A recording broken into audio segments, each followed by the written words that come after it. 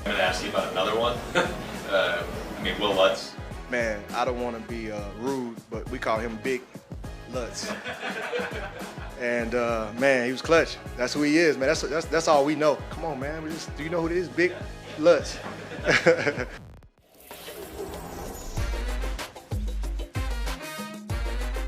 Fantasy Football Happy Hour with Matthew Berry, served by Applebee's. You know what I got? What do you got, Matthew? D's Lutz. We should make that a thing. D's Lutz, Will Lutz. Man, it is noon on Peacock, but it's 5 o'clock somewhere. Welcome to the Fantasy Football Happy Hour as we are almost to the end of week number 1. He is Jake Croucher. I am Matthew Berry. We are, in fact, served by Applebee's. Let's go. Hail the Commanders. Hail victory. Good win. Hail victory. 1-0. 1-0, baby. Carson Wentz for MVP. Carson Wentz for president. Second so what favorite in if the he threw division? 2 horrible picks? Pretty bad picks, though. Awful picks. 4 touchdowns, though. 4 touchdowns. The full Carson Wentz experience. It really was. It was totally a roller coaster. It was just like, it was me texting my buddies that are Colts and Eagles fans. Like, I don't understand what you guys complain about. This guy's awesome. Oh my God, this is awful. I totally get it. Whoa, I'm back in. It was roller coaster. It was a roller coaster. The Wentz coaster. But I think 2 things are important here. Washington is 1-0, tied for the lead in the NFC East. That's very important. Carson Wentz, fantasy viable. Jahan Dotson, fantasy viable. Terry McLaurin, number 17, got to represent. Stephen D'Agostino, our producer here. He's a Jaguars fan. He's 0-1. He beat me in fantasy this week on James Robinson, who's my guy. So you know what? It all comes around. So it's fine. He can have his little fantasy victory because I've got the NFL victory. That's more important. Happy birthday, Stephen. Your team is 0-1. Oh, yeah, it is his birthday. It is his birthday. He's 12. All right, lots to get to today on the Happy Hour. It was a crazy week 1, but let's start with the Rotoworld headlines right here. And I think the biggest one obviously is Dak Prescott injures his hand. This is not good, Jay. This is #bad. It's extremely bad. We're going to cut the sound right now to just give some background on the injury. Sure, let's do that. Play that happened, no, not necessarily in the game, just in the midst of it. Thought I jammed it. I've hit my hand on helmets or bodies a lot in my career, and never really had anything, maybe a jammed finger here, and I actually thought that's what it was. Just the next play, realized I couldn't grip the ball, let the sideline know. And then when I got off, I told the trainers the same thing. I was just like, I can't grip. I feel like if you yank it, I'll be okay. And no, came in, got x-rays, and things are different. What have they told you to expect in terms of how long you'll be out? I just got to go see the doctor tomorrow. Plans to see him, surgery tomorrow, and let me know once they get in there, they see everything. I was told it was much cleaner than it could have been. Dak, how disappointing is this, and how would you characterize your emotions right now? Yeah, it's very disappointing. But injuries happen. Can't necessarily control it. Just unfortunate. Obviously going to miss some time, not be there for my team. And that's what hurts more than anything, especially after the start that we just put out there, wanting to be able to respond and not necessarily having that opportunity for several weeks. It's unfortunate, but I'll do what I've always done. Anytime adversity comes, take it on head first, and it'll give my best, and I'm sure I'll come out of this thing better. Yeah, just an unmitigated disaster from start to finish. Catastrophe on every single level. The Cowboys, who came in neck and neck with the Eagles to win the NFC East, they're now the 4th favorite in the NFC East. They have longer odds than the New York Giants, and it sickens me to say this because you're here, you're wearing that jersey, but the Washington Commanders are now the 2nd favorite in the NFC East. That's plus 400. Let's go! Here's the other thing with the Cowboys. They're playing the Cincinnati Bengals next week. An angry Bengals team next week, obviously. Look, this was first up, let's talk very quickly, before Dak got hurt, an embarrassing performance by the Cowboys. Brutally bad, awful. I don't know how you make CeeDee Lamb look pedestrian, but Mike McCarthy, you did it. Congratulations. Fantastic. Look, we knew they were going to struggle to run up the middle. That happens to every team that plays the Buccaneers. Okay, fine. But at least let's get Tony Pollard involved in the passing game. 2 targets. 2 targets. But at least you got 9 targets to Noah Brown. It's a disaster. Because 2 for 29. CeeDee Lamb, 2 for 29. Dak was bad prior to the injury. The whole thing is an unmitigated disaster. And listen, again, I'm a Washington fan, so there's a part of me that takes some pleasure in Dallas facing hard times. I'm certainly not rooting anyone to ever get hurt. I feel bad that Dak got hurt. That's awful. But just prior to him getting hurt, unmitigated disaster, start to finish for this Cowboys team. And now they turn to Cooper Rush, who is like, whatever. Come at me with your Carson Wentz hate, because at least I ain't starting Cooper Rush. Like, where are my Cowboy fans at? How about them Cowboys? The thing is, too, it's not just Dak. Connor McGovern, high ankle sprain last night. Javon Kearse goes down. They're already missing receivers. Tyron Smith is out. I mean, people are talking about, can the Cowboys, can they keep it together a little bit until Dak comes back? Like, no. They might be the worst team in the NFL right now. That's how bad it is without Dak Prescott. I don't know if they're the worst when team you in the look NFL. at everything else. I mean, outside the defense, which kept Tampa Bay to 19 points, but there was a lot of field goals there. They needed Micah Parsons to be superhuman to keep Tampa Bay to that score. I mean, they lost Randy Gregory in the offseason. They've got these injuries now. They are going to be very bad. And here's the thing. If Dak Prescott was playing, even with all the injuries, I would have made them about pick home to Cincinnati. Now the line is pushing towards Cincinnati -7 in Dallas. So that's why I'm saying that I don't think they're the worst team in the league, but they're going to be in that mix where they're 7-point dogs at home. And you have to be concerned about, so it all feeds on itself, right? You mentioned Micah Parsons is going to be superhuman, and that defense is going to have to play. But again, they're going to be on the field a lot more. Yep. That offense is going to be a lot less efficient. They're going to be a lot more 3-and-outs for that, a lot less sustained drives. And so now that defense, by you get to the third quarter, fourth quarter, they're going to be out there. I think they'll get dominated in time possession. Ultimately, what I think this means is, just let's break that down from a fantasy perspective and then go whip through, because we got a ton of stuff to get to from week one. But I think it's probably negligible, if not a slight uptick for Ezekiel Elliott. He was already going to get a heavy workload, but I think now they're going to lean even more on the run. This is probably good for Tony Pollard, who maybe becomes, despite his insane usage, and by insane I mean lack of usage. Fire Mike McCarthy today. Can we just... Actually, you know what? I'm a Washington fan. Keep Mike McCarthy. Sign him to a long-term deal. Jerry Jones. That's what I'm asking for, actually. I take it back. Actually, I would like Mike McCarthy to have a long-term... Love Mike McCarthy. Love Mike McCarthy. Dallas, you guys, you can't let him get away. Sign him to a long-term deal. Long-term deal. What I feel like here, Jay, is... so maybe the run game gets an upgrade, but this is a downgrade for CeeDee Lamb. It's a downgrade for Dalton Schultz. If you've been holding on to Michael Gallup, I guess you can wait to see what happens, but... The entire offense is a downgrade, and any of the fringe guys, I know people are going to look at the nine targets for Noah Brown, the 5 for 69, but that was a lot of that was in junk time. I think there are other options on the waiver wire that I would target first. I wouldn't want the kicker. I don't think they're an elite defense anymore. No. He's going to be out 6 to 8 weeks, and their season's likely over at that point. And then if you're 6 to 8 weeks, and we're 3-7 at that point. Yep. You bring in Dak. You bring in your franchise guy back at 3-7. No, and they've got a difficult schedule coming up as well, so it's not going to get easier. They're playing teams they're playing at the Rams. They're playing the Eagles. They've got the Bengals this week, and all of a sudden they're playing the Giants, and they're going to be underdogs to the New York Giants. Right. And I'll just take one last thing. I just want to take a moment here. You know, I used to work at ESPN. I know. Those are a lot of my friends over there, so I just want to send some condolences out to ESPN. Because 3 weeks in week 3, the Monday night game is Cowboys-Giants.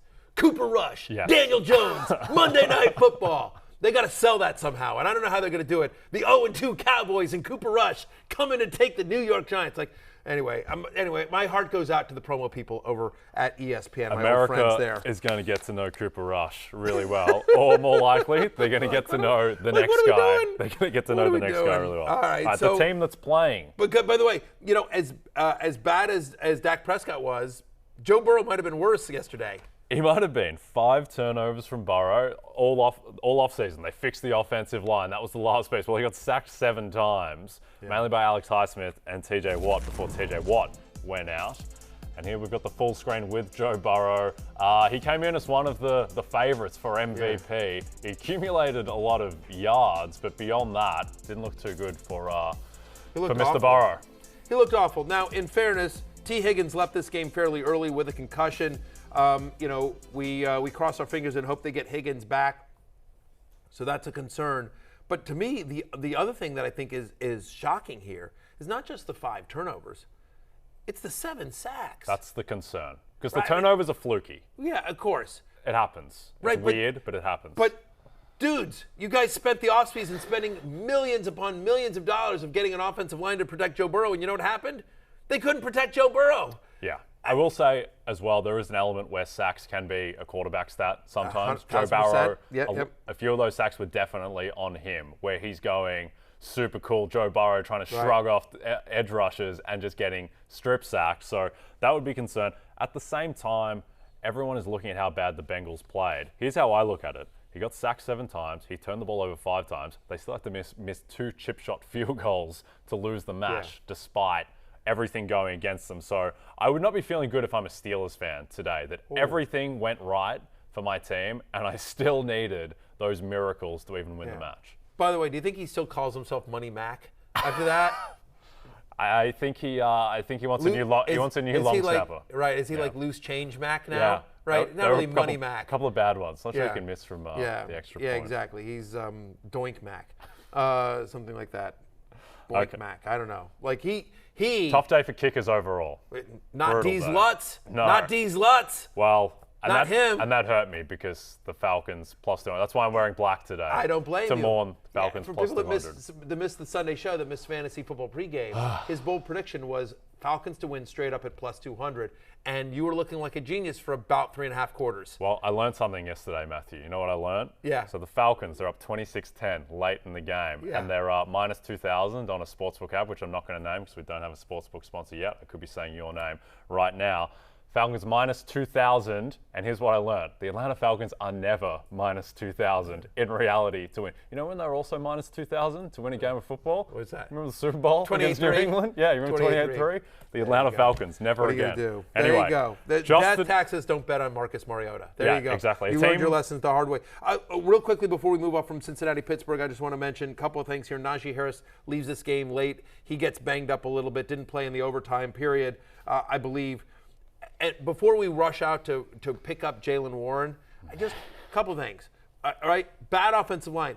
Najee Harris, for all his talent, 10 for 23. Wasn't really involved in the passing game as well, just 2 targets here. So my concern is that Chase Claypool got 6 carries in this game, which I think is pretty interesting, right? And he was actually their most effective rusher, 6 for 36, was Claypool. So I think that's exciting if you have Claypool, that they're going to try to use him Debo-esque, seems like that's what we're going to do with Claypool. But for me, it'll be Jaylen Warren and some Benny Snell, but they'll also have some Claypool. It's a bad offensive line. Harris couldn't get anything going. Unless if you're in a Michael Smith 20-team league, okay, fine, Jaylen Warren should be rostered. But otherwise, if it ain't Harris out there, and we'll get the sense we got after the game was, hey, it'll be okay, but that it didn't seem serious. But if for some reason he's to miss time, I'm not interested in Jaylen Warren. I thought it was really interesting that Freiermuth got 10 targets in this one. Deontay Johnson did what Deontay Johnson does. Nothing for George Pickens. Nothing, but he played a lot of snaps. He played a lot of snaps. I am patient on George Pickens. Overall, what I will say here, and I think this is important, think about where we were a year ago. A year ago at this time, everyone was throwing dirt on the Packers' coffin. 38-3. They had just gotten waxed. They'd gotten absolutely waxed by the New Orleans Saints. And we're like, Aaron's done. He's hit the wall. It's gone. And, of course, Aaron Rodgers, north of 40 touchdowns, MVP, has a monster season, top 3 fantasy quarterback. It's week 1. Let's not overreact. But you and I still have 45 minutes to kill, so let's overreact. I'm just saying, for you personally at home that doesn't have your own podcast, don't overreact. Another overreaction, although maybe not, is that Justin Jefferson is the best player in the NFL. They dominate. Everything that we've been talking about, everything that we were projecting, all came to light, it seems, and we've got a little bit of sound on Justin Jefferson. I mean, it feels like football again. I feel like a little kid today, waking up this morning, just excited for the game. Especially for this type of rivalry. I live for these type of big games, so definitely excited to get out there, and I'm glad I had this type of start. Have you thought in other terms about making history with the pace you're on? I mean, that's what we're looking for. It is going to come. If it comes, it comes. God blessed me to be in this situation already, so I just got to keep getting better, keep finding ways to get open, and I'm pretty sure KO is going to move me around a lot more. What do you call that hat? The guy that asked, do you think about making history? That's not a beret, right? What is it? I don't know the technical term, but I was going to say, do you think... Derby hat, is it maybe? Derby hat? Maybe something. I don't know. That sounds right. Do you ever think about making history, Jay? No, but I was going to say that Justin Jefferson, do you think... Would you ever wear a hat like that to a press conference? I would never wear a hat like that to... I don't think I would ever wear a hat to a press conference. You guys understand, I'm follically challenged, and I would never wear a effing hat like that. Like, what are we doing? Justin Jefferson, he looked pretty happy to be the best skill position player in football there. He seemed more comfortable there than I am right now, mourning my Falcons plus 200 money line. What do you remember what one of my bold predictions was for the season? Jefferson. Best player in fantasy? Yes, looking pretty good. It seemed like he didn't even go to the next gear. It seemed like he was in cruise control and still putting up. Yeah, I mean, the Packers didn't even put up a fight. I mean, one of my other bold predictions was Kirk Cousins leads the NFL in touchdown passes. He only got 2 in this one because he needed to. But by the way, that is, in theory, a very good Packers defense. Yes. That Kirk Cousins carved up. Listen, if you have no piece of the Vikings offense, that's on you because we talked that up all season long, all preseason long. In on this, I am not surprised by any of this. He's awesome. It is going to be, luckily Cooper Kupp also dominant. Like, it's going to be tough for me to figure out who's I'm ranking 1 or 2 any given week between Cooper Kupp and Justin Jefferson. But those guys are a tier. I think Devonta Adams is going to potentially, with the amount of targets that he got as well, he would be the guy who could crack that. Speaking of Devonta Adams, the question our producers are asking is, any concern about the Packers' passing game or wide receivers? For me, no. Okay. No Alan Lazard in this one. No Bakhtiari or Jenkins. No Bakhtiari or Jenkins. They were so beat up, both on the offensive line and at wide receiver. Give it time.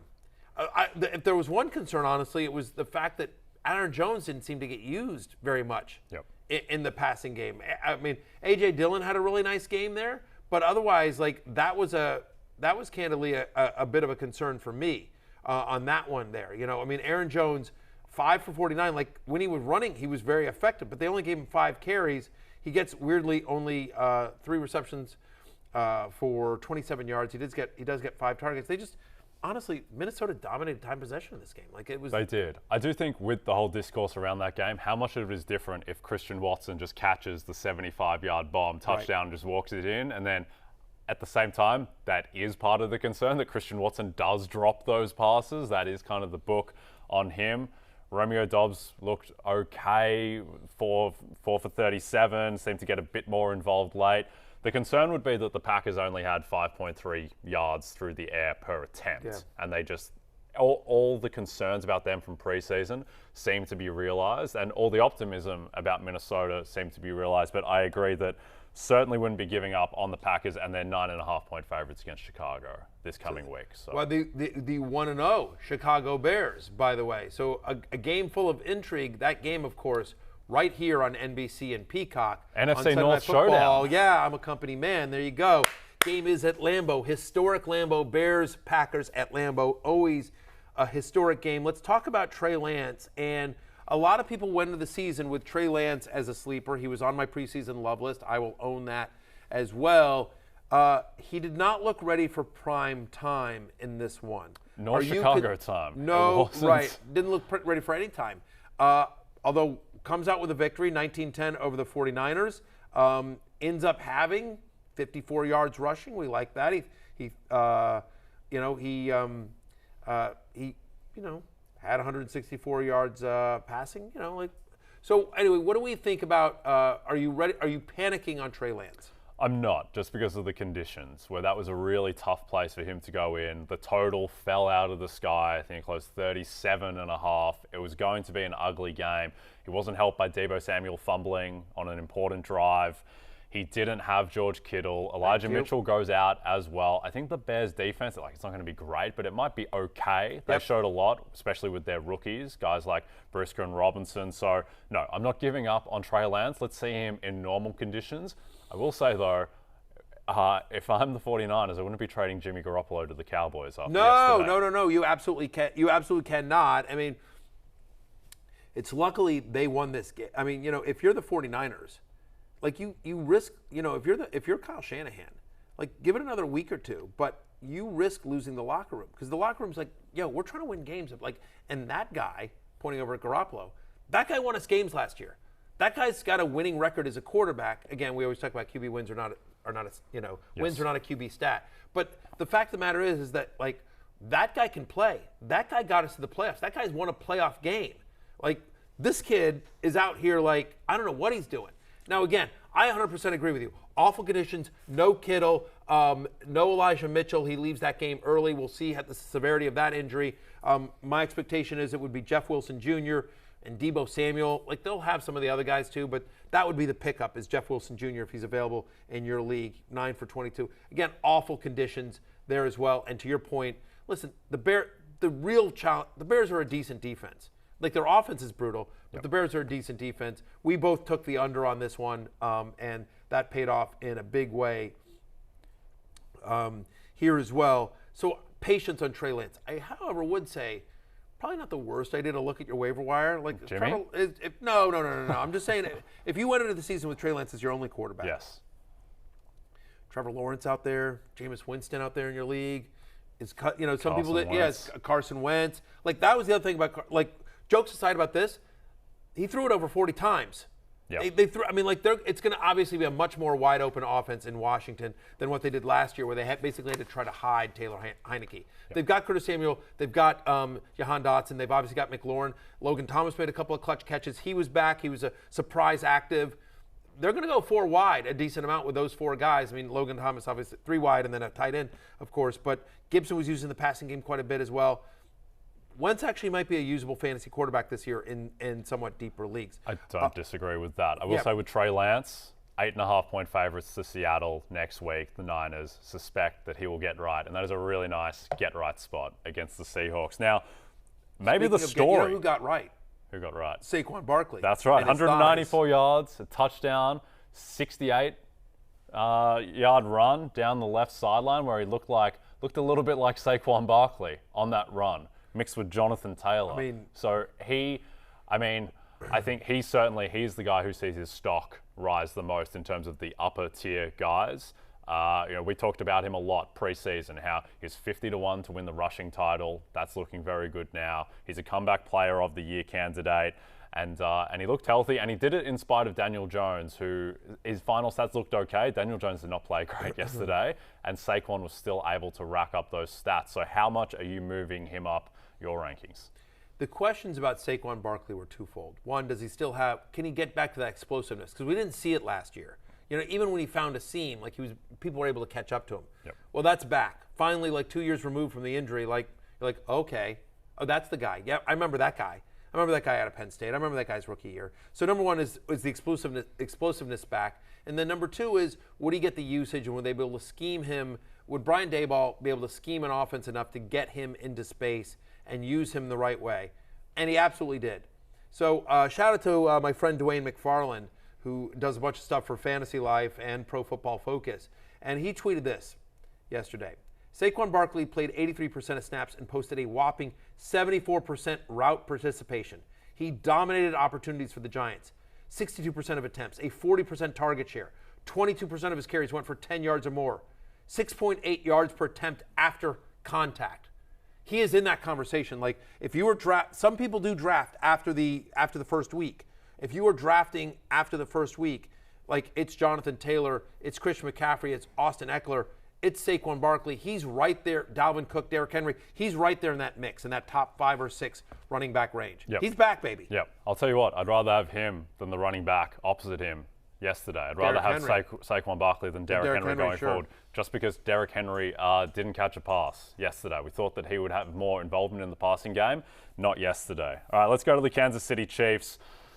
Patrick Mahomes seems like he's absolutely fine without Tyreek Hill. Seems like Tyreek Hill is fine without Patrick Mahomes as well. But the Chiefs were the story. Mahomes now shifting into MVP favorite, joint favorite with Josh Allen. He was out of his mind. And we've got a little bit of sound from Patrick Mahomes. Let's listen in. I'm very comfortable with them. You saw the guys stepped up and made plays, tough contested catches. Like Juju and Marquez did a great job with that. And then obviously the tight ends played well and the running backs played well.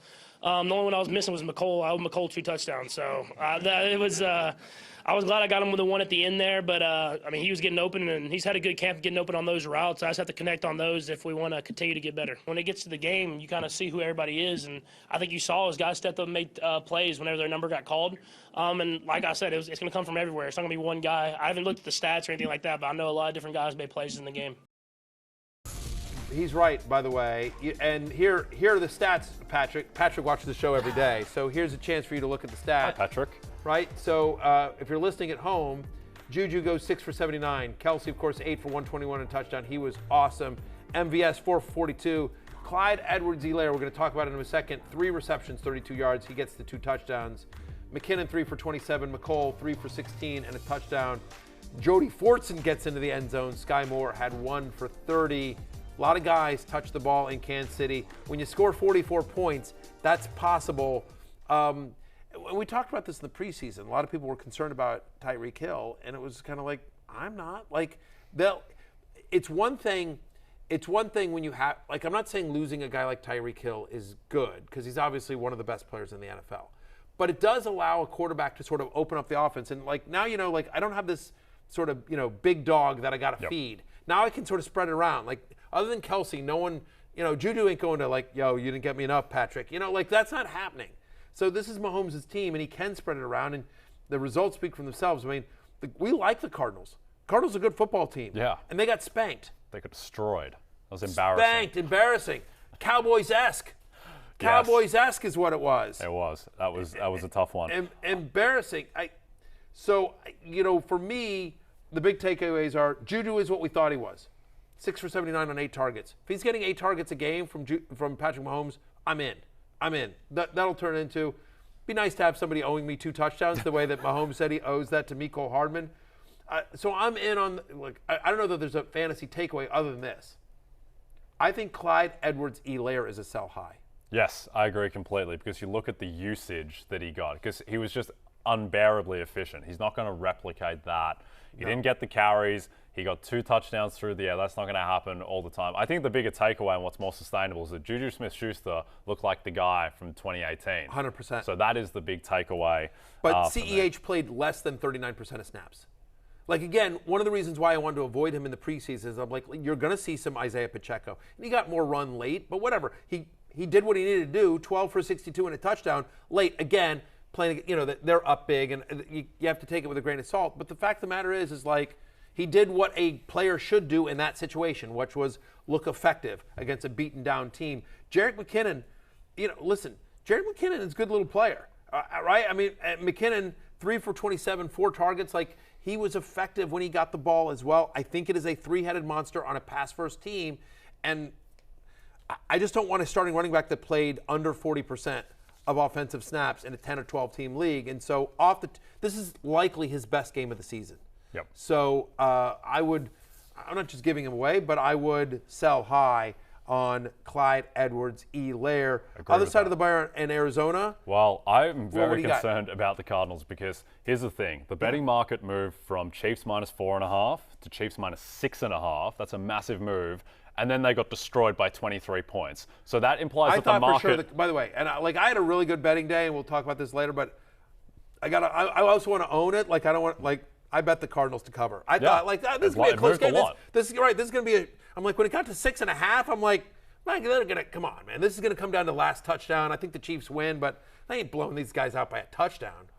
Yeah, that was the weird one of the weekend. The fact that got so out of hand, and the fact that it seemed like the betting market knew it was going to get out of hand as well.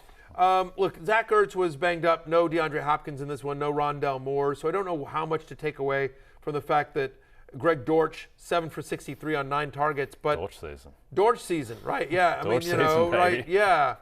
I'm trying to think of a good, like, yeah, you can't. I can see you reaching. Yeah. Doesn't really rhyme with anything, It was like Jamar Chase going up for a one-handed catch there. Couldn't bring it down. Dortch the ball upon the left-hand side. That's all I got. Okay. Pass the Dortch upon the left-hand side. I don't know. We'll think about nothing. All right, so I'm being told I should get off the air right now.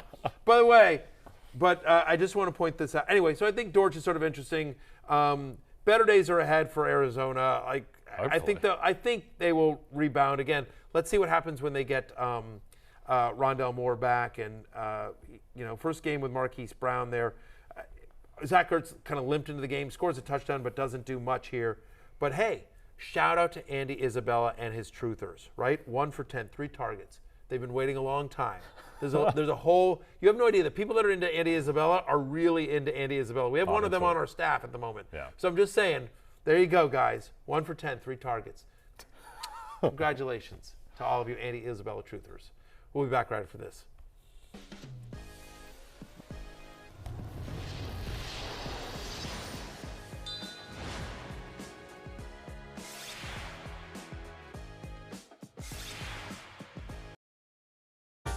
Surprised, like he went to you on the first play, and there was you were such a big part of the offense, so many targets so early on from the start. Were you surprised by that much volume in your game for this one? No, not at all. That's what they brought me here for, to be a big part of this offense and help move the ball and put points on the board. So that's my job. That's what I'm ready to do. I'm ready for. I'm a volume type guy, so I'm always ready for that. Like you talked about just instinct of the camera shoot. You have that since the first one. Actually, they threw it back, so I do have it, but I actually had a lot of thoughts in my head on how I would probably celebrate, but knowing the situation of the game, and you can't get any penalties there.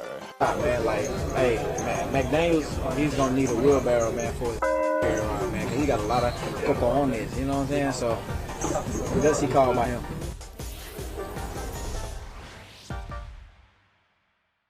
That was Devonta Adams at the very top there, talking about how he's a volume guy. Same with me. I'm a volume guy as well. Michael Thomas was the second player as well, talking about his celebration. He was thinking about his celebration. I think about my celebration quite a bit as well.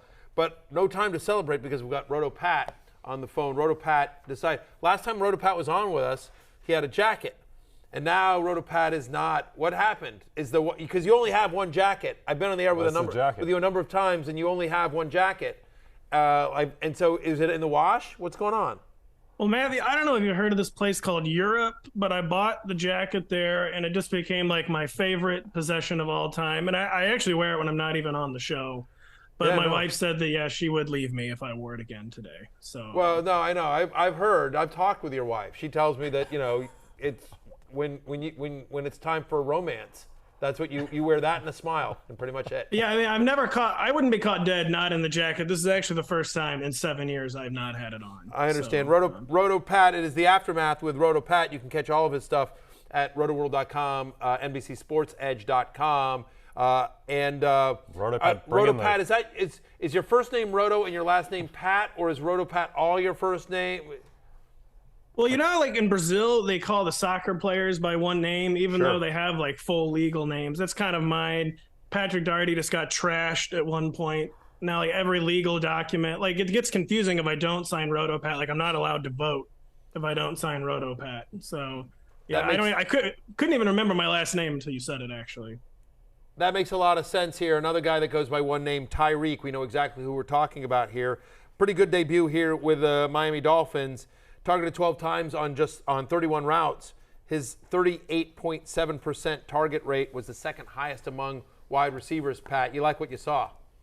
Definitely. And the targets, 12 targets, more than double the number 2, Jalen Waddle. Although Waddle did get the score, but I just think the big takeaway is that Tua's not going to default back into Waddle. As his safety blanket. Tua's he's getting on board with the Mike McDaniel system, and 12 targets against the Bill Belichick defense. One of the toughest tests Tua will face all year. One of the toughest tests Mike McDaniel will face all year. And that was the plan, and they stuck to it. Just a genuine commitment. Not that we should be surprised if you go out and get Tyreek Hill. It's just you have a first-round guy like Jalen Waddle who already had a 100-catch season on the roster. I thought it was a bit of a question, but the commitment. I don't think a commitment gets any clearer than 12 targets against Bill Belichick. And you have to love what you saw, because Tyreek Hill was falling late first round, sometimes early second round. You have to really, really love what you saw if you got Tyreek in like the 10 to 15 range. Good start from you, RotoPat, bringing up 3 continents so far between the European jacket, the Brazilian soccer players, and then Tyreek Hill, who plays in North America. Now, Michael Thomas, 2 touchdowns yesterday. Looked pretty good, particularly in the fourth quarter. Is he back, RotoPat? Jay, I will say it may be hard to like shoehorn in an Australia reference, but I'll do my best before the show's over. Mike Thomas, kind of a weird game. I was watching this game, 0 catches at halftime. They come out of the break in the third quarter, and Fox ran a montage of like Michael Thomas and Jameis Winston not being in sync. Like they showed Michael Thomas losing his footing a few times, like balls that were like ever so slightly off target from Jameis Winston, and Michael Thomas trying to work back to the ball. But, then 5:57-2 after the break. Both of his touchdowns were in man coverage against A.J. Terrell, living up to his man coverage beating reputation. Trust and timing were there as the Saints are, they're down 2 scores on the road. Already like a pressure cooker situation in week 1. And like when the game got really important, Jameis Winston is going to Michael Thomas. They're working on that connection. I mean, I thought, did the eye test too? Michael Thomas looked really explosive. I mean, only 8 games since his record-setting 2019, but I thought, 5 catches, you obviously expect more than that with Michael Thomas, but I really thought, again, like Michael Thomas, a guy who kind of spent the summer falling because, like I said, barely played the past 2 years. He was hurt most of the summer. Fantasy managers just didn't know what to think. But I think, we're never going back to 2019 Michael Thomas, but it definitely looked like top 24, maybe top 18 Michael Thomas is going to be possible rest of season. Look, 8 targets, tied for the team lead there. He had a 26% target share. I mean, so for me, that was very encouraging. Jarvis Landry had a nice game in this one as well. We're going to talk about Alvin Kamara coming up here in a little bit. But the fact of the matter is that, and we don't expect them to be down 2 touchdowns like every week, by the way. That was painful. I like that you brought that up to sort of twist the knife into Jay's heart there to point out that, yes, they were actually down multiple scores to the Falcons, but and Atlanta couldn't hold on. So I think that's interesting. Let's go back to somebody else that we heard from at the top of the show, and that's Devonta Adams. 44% of the team's target share in week 1. Yeah. 44%. Like all offseason, I was saying, like, look, he's not going to get the 35%, 33% target share he had in Green Bay. I was right about that. Yeah. The part is I kept saying it was going to be more like 25%. Turns out it's closer to 45%. He played 95% of the Raiders' offensive plays. Like, Pat, we're all in on Devonta Adams still, right? I mean, you basically have 17 targets for 5 more than Darren Waller and Hunter Renfrow combined. Just only thing is hopefully the Raiders, it's not too much of a good thing. It was Derek Carr's first 3 interception performance in 4 years. Like maybe like Devonta Adams' reputation is like playing in Derek Carr's mind. Like this is the guy you feed. Like this is what Aaron Rodgers won back-to-back MVPs feeding this guy. But maybe just remember, Aaron Rodgers had no other receivers whatsoever. Derek Carr, you do have other receivers, and there's going to be plenty of games where you're going to be able to naturally get Devonta Adams 10 to 12 looks. Just thought maybe tonight he seemed like he was almost like overly jamming it. But like you said, it's the target share going to remain momentous. And yeah, you have to love it. Again, a guy who has been top 1, top 2 receiver going as a wide receiver 5'6", you have to be very, very happy with what you saw. Suspect Hunter Renfrow is going to get more than 6 targets in their next game against the Cardinals. The other thing out of that game, Keenan Allen goes down in doubt. Looks like he's a chance to play, but the short turnaround against the Chiefs on Thursday night. Right. Here's my thing about the Chargers. Why are they running the ball 31 times for 2.5 yards per carry when they have Justin Herbert? And I know Keenan Allen went down, but this team should be throwing the ball more. And to me, that's the whole key to their fantasy season. It's super weird that somehow Mike McCarthy is not only the coach of the Cowboys, but also the Chargers. That's the only thing that can make sense to me in terms of the usage.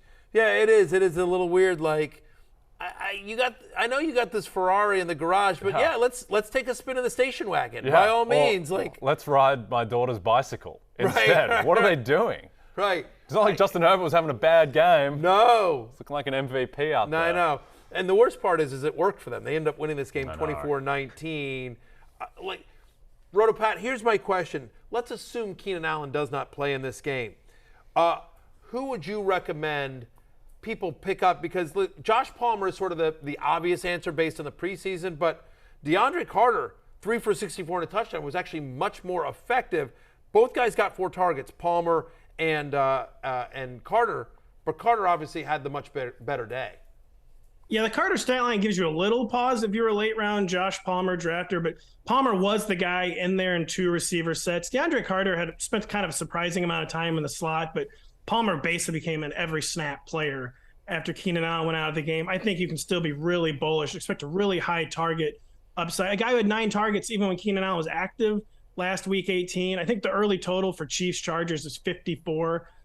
Despite the DeAndre Carter weirdness, I think I'm going to have Josh Palmer in the top 40, maybe even the top 36 for week 2. I would agree with that. It's also encouraging to see Gerald Everett get involved in that game there, right? Yeah, one of my late-round tight end guys and somebody we talked about on Sunday morning on Fantasy Football pregame, 354, touchdown and 4 targets. I would agree with you there.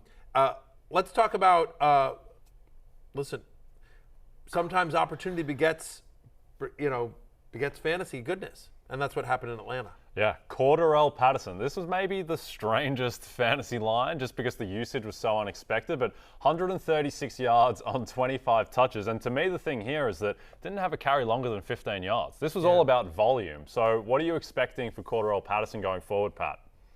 Not that, even if Damian Williams remains silent for week 2, Damian Williams out 6 minutes into the game, he out-carried Cordarrelle 2-1 to that point. Kind of like an underplayed storyline was Tyler Algier was a healthy scratch for the game. So Cordarrelle was literally the only show in town. And the 25 touches, I just can't think they want to repeat that because the whole team, including Cordarrelle himself, kind of talked near the end of last year that he got kind of worn down on those massive workloads, that maybe they want to have him more like the Alvin Kamara range of like a 12 to 15 touch player. And he excelled at the workload. He was really rugged on his goal line carry. But yeah, I just can't imagine, despite how well he did with that role yesterday, did they want to perpetuate that going forward? And even if Damian Williams is out for week 2, I think you're going to have to see a Tyler Algier role. And keep Cordarrelle, if you're projecting Cordarrelle, I would say 15 touches is the number you want to have in mind. Keep in mind, just counterpoint, if they don't hand it off to Cordarrelle Patterson, the option there is to let Marcus Mariota throw it. So it's just something, it's a little devil versus devil you don't. I agree with you. I do think Damian Williams going out, that certainly affected it. Also, by the way, they were playing with a lead for much of this game, which is not something that would be normally expected. I don't know if you're aware of this, but Jay had the Falcons at plus 200 to win straight up. And it was looking really good for him, and then it wasn't. That bet lost, Pat. And then he lost the bet. He had hope for a long time, and then he lost the bet.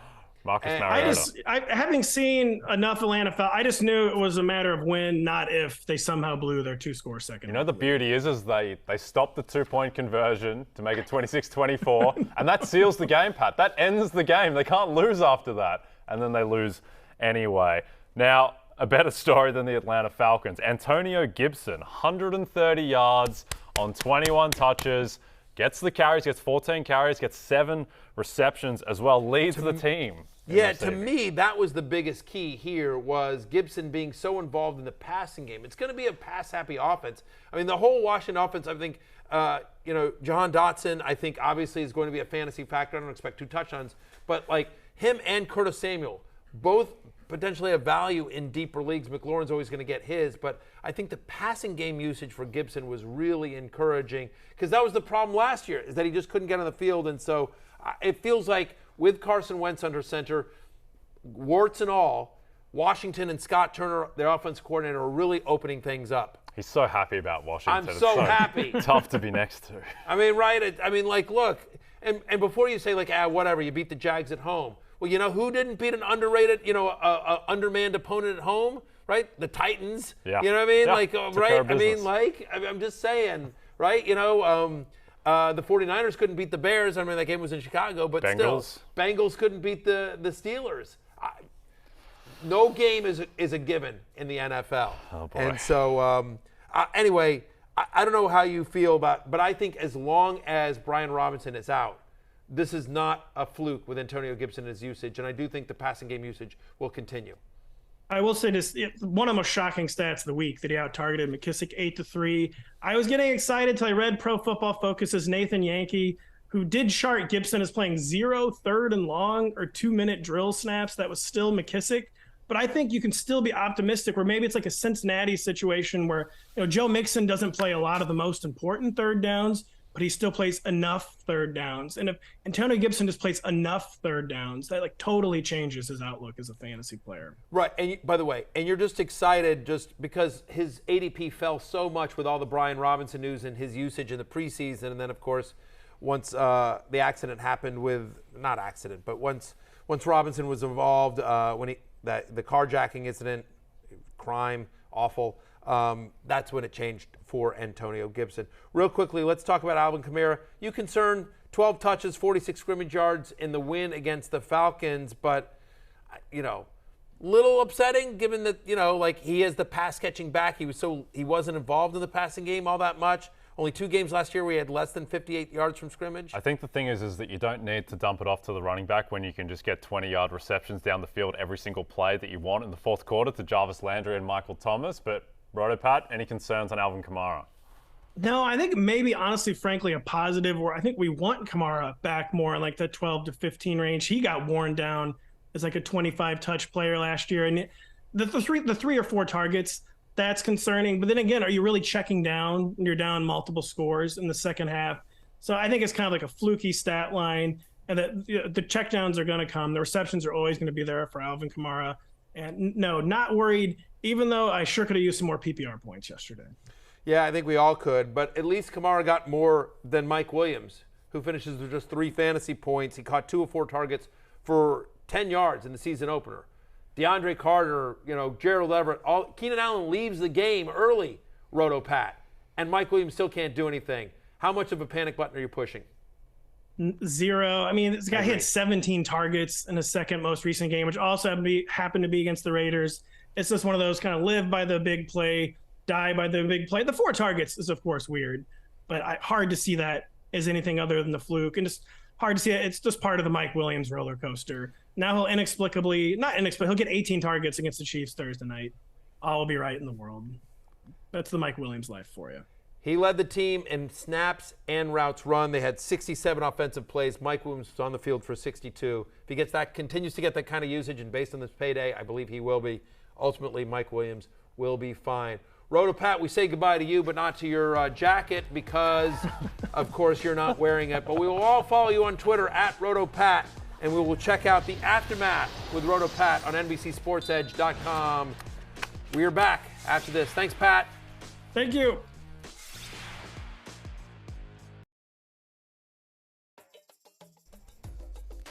So we are back, and they'd like me to talk about James Robinson and Travis Etienne. Not sure if you're aware, but those are 2 running backs that were on a team that lost to the Washington Commanders in Week 1 in heartbreaking fashion. 22 points for the Jaguars is not enough to get past the 28 for your Washington Commanders. Let's talk about this backfield. And am I allowed to beat my chest? Can I beat my chest? Because I'm beating my chest. Beat your chest. Right, and I'm not just beating my chest because the Commanders beat the Jaguars. I'm beating my chest because of James Robinson.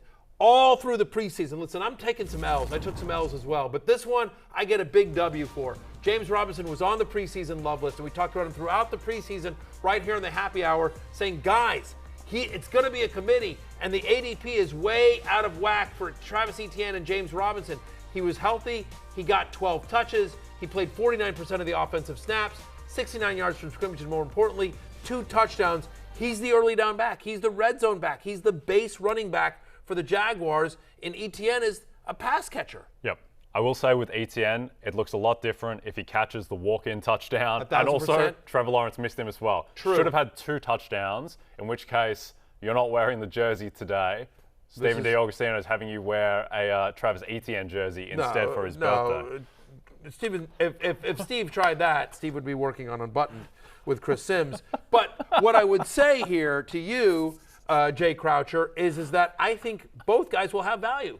I think the Jaguars' offense overall is going to be pretty good, and that Doug Peterson likes to use multiple running backs. By the way, James Robinson available in 40% of Yahoo leagues. If he is somehow still available in your leagues, he is the number 1 priority in waivers. We will get into that more tomorrow. DeAndre Swift has a monster game yesterday, but gets vultured by Jamal Williams twice at the goal line. How concerned are you, Jay Croucher? Not concerned. And thank you. To your credit, one of the bets you liked yesterday, DeAndre Swift over 48.5 rushing yards. You really had to sweat that one out. He got it in one play, 50-yard run to cash that. And the thing is that he got vultured with the touchdowns. still had a pretty good game. So I would not be worried at all about DeAndre Swift. Instead, I would be thinking about his upside potentially as a guy who get into that group with Eckler, Saquon we talked about, Jonathan Taylor, Christian McCaffrey. He has that kind of upside. One of my bold predictions in the preseason, you go back and look at my 10 list of 10, was DeAndre Swift finishes as the #1 running back in fantasy. He's got that kind of usage upside. He's got that kind of offensive line.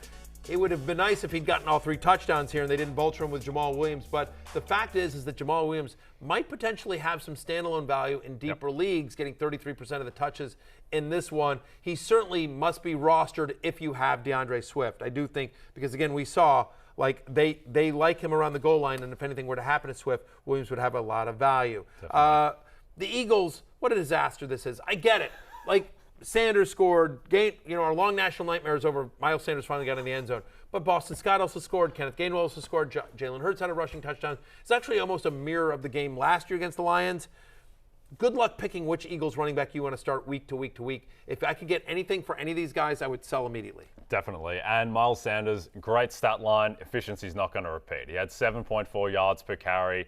And the concern is that he's not going to get all the red zone carries, so you're just playing a guessing game. He had 13 carries in a game that they were leading the whole way. He's not going to get workhorse back usage. He'll be a nice guy from time to time, but not someone that you can trust. Miles Sanders is a name, and you can say, like, look, the lack of scoring was fluky, but look, he scored but this is a 3-headed committee, and they're not always going to be putting up 38 points, and so I would be nervous about Miles Sanders if I could get, again, that is somebody that I do think you could potentially sell high. It's a 4-headed committee. It is a 4-headed committee. That is correct.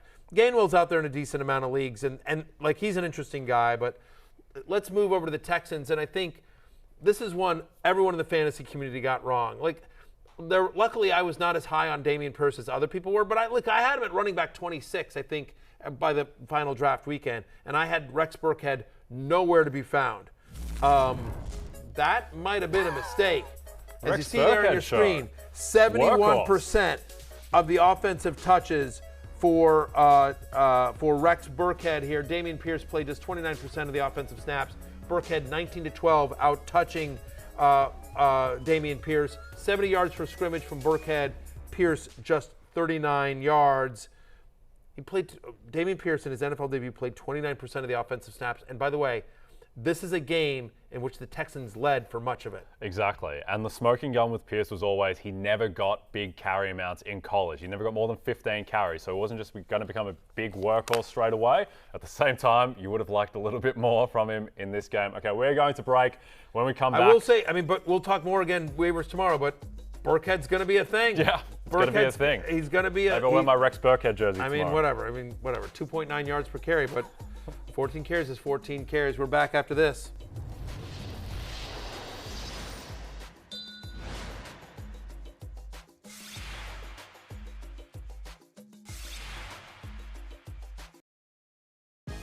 So you're betting the Lions today? I'm betting the Lions to cover. Getting 5 at home opener, Dan Campbell, anti-fragile. Yeah, let's go. Not a fragile man, DeAndre Swift today. His rushing total is 48.5 and his receiving total is 29.5. That's very bunched together for a running back. There's usually a greater disparity. Over on both of those. Given the quality of defense on both sides of this matchup, I'm feeling the under on 51 here.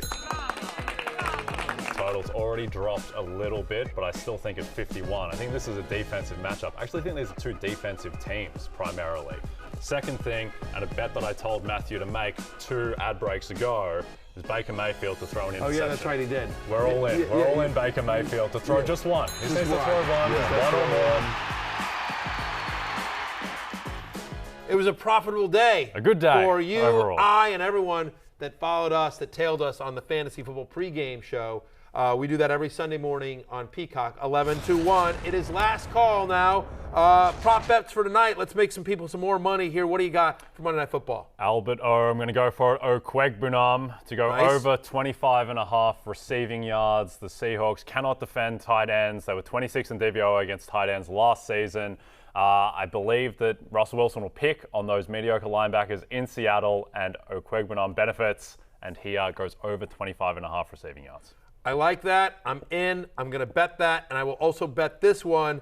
Russell Wilson over 37.5 longest completion. Yes. Look, he went over this number in 20 of his last 30 games. He goes back to Seattle. Do we think the Seahawks have a good secondary? We do not. Do we think going back to Seattle he's going to hand off? We do not. No. He's going to cook. He's going to want to cook. He's going to take some deep shots to Jerry Jeudy, to Cortland Sutton. So over 37.5 for Russell Wilson's longest completion tonight. Book it. Back home in Seattle. There we go.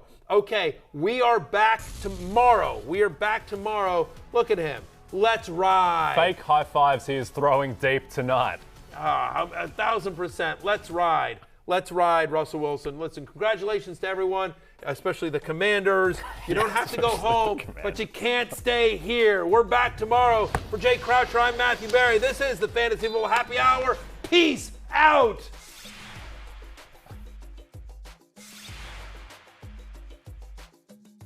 Hey, it's Matthew Berry from NBC Sports and Rotoworld.com. Just want to thank you so much for watching what you just watched, or at least being too lazy to click out of it after the autoplay just kept it going. So either way, thank you so much for just letting it scroll by your screen. And now I'd like to ask you respectfully, please subscribe to the NFL on NBC YouTube channel for the latest NFL news, fantasy headlines from Rotoworld, and betting analysis from NBC Sports Edge.